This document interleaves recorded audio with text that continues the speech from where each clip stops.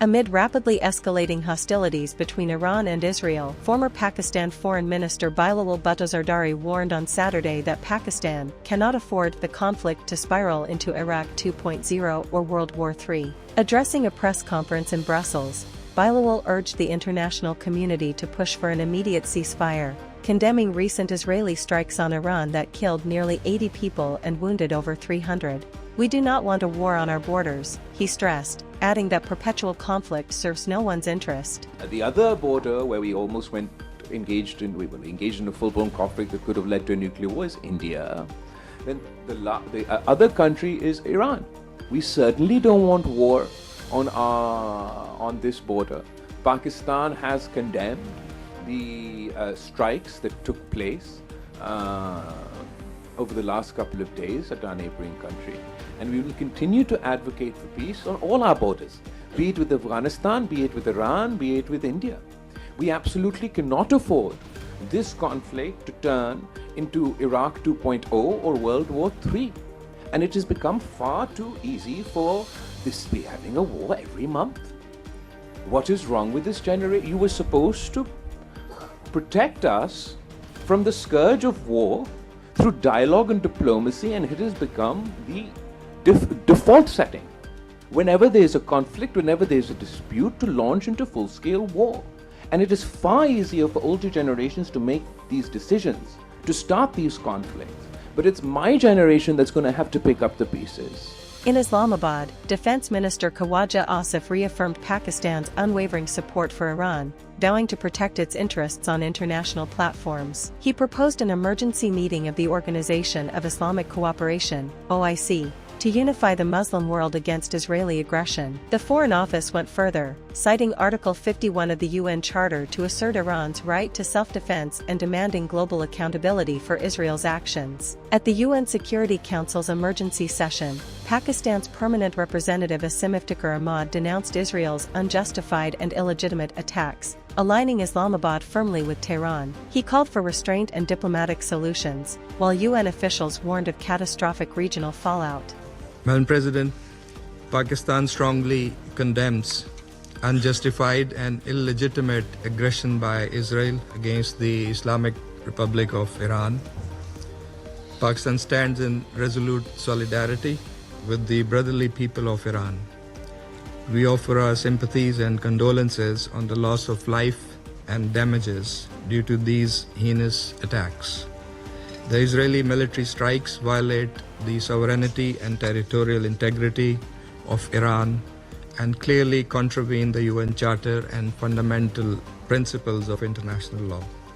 We unequivocally denounce these blatant provocations, which constitute a grave danger and a serious threat to the peace, security, and stability of the entire region and beyond, with serious implications.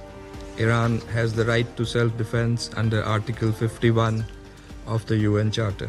Back home, concerns about internal security deepened after a rocket attack targeted the residence of Special Assistant to the Prime Minister, 𝐒𝐚𝐰𝐬, in Bajur early Saturday. The projectile missed its mark and struck a neighboring house, causing structural damage but no casualties. This was the second attack on 𝐬𝐵's home in 2 months. Bajur police confirmed a search operation was underway to locate the perpetrators. The incident follows a recent mortar attack from across the Afghan border that killed 1 and injured 2, and several bombings in the region in recent months, highlighting the volatile security landscape in Pakistan's tribal areas amid growing regional instability. India has launched an urgent inspection of all Boeing 787 aircraft in its fleet following a catastrophic Air India crash that killed at least 279 people. Aviation Minister Ram Mohan Naidu announced the move on Saturday, stating that 8 of the 34 Dreamliners in India's fleet had already been checked and that the rest would be inspected immediately. While the planes have not been grounded, regulators have directed Air India to conduct additional maintenance,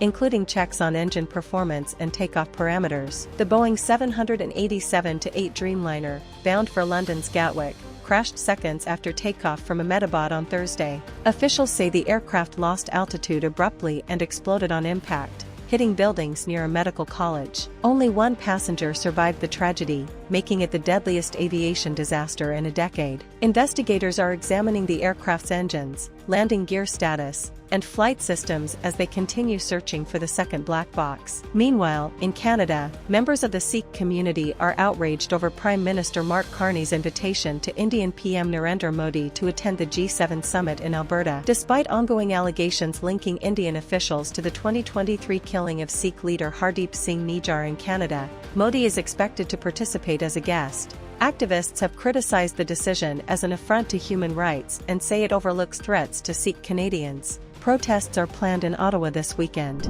Ukrainian President Volodymyr Zelensky announced on Saturday that Ukrainian forces have halted a Russian advance into the northeastern Sumy region, where Moscow had deployed an estimated 53,000 troops. Speaking to local media, Zelensky said fighting remains close to the border, with Russian forces pushed back within 7 kilometers of Ukrainian territory. While battlefield claims remain unverified by Reuters, the announcement comes amid intensified Russian assaults in northeastern Ukraine, including efforts to establish a buffer zone in the Sumy and Kharkiv regions. The Russian invasion, now in its 4th year, has recently seen a surge in hostilities. Ukraine responded earlier this month with drone strikes inside Russia, including attacks on airfields and the Crimean Bridge. In turn, Moscow escalated its aerial assaults. Zelensky dismissed Russian claims of advances into the central Dnipropetrovsk region, asserting that such moves were merely symbolic and quickly repelled. He reaffirmed that Ukraine's defensive lines hold across more than 1,000 kilometers of the front line. Meanwhile, as part of ongoing humanitarian agreements from Istanbul talks,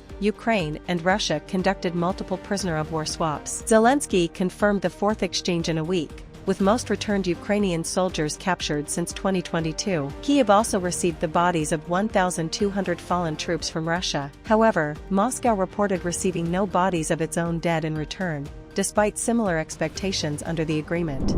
U.S. Marines made their first civilian detention in Los Angeles on Friday, as nationwide protests escalate ahead of President Donald Trump's controversial military parade in Washington. The detained individual, Marcos Leo, a 27-year-old U.S. Army veteran and naturalized citizen, was restrained outside the Wilshire Federal Building for nearly 2 hours before being handed over to the Department of Homeland Security. Leo said he was mistaken for a protester after crossing a taped perimeter to reach the Veterans Affairs Office. The rare use of active-duty military on U.S. soil has drawn fierce criticism, especially in California, where Governor Gavin Newsom has legally challenged Trump's deployment of troops. About 1,800 protests are planned nationwide on Saturday, including 15 in Los Angeles, coinciding with both the parade and Trump's 79th birthday. Mayor Karen Bass emphasized peaceful protest and noted that fewer than 1% of demonstrators have caused disruptions during the past week's rally sparked by immigration raids. Some 200 Marines and National Guard troops are currently deployed to protect federal buildings,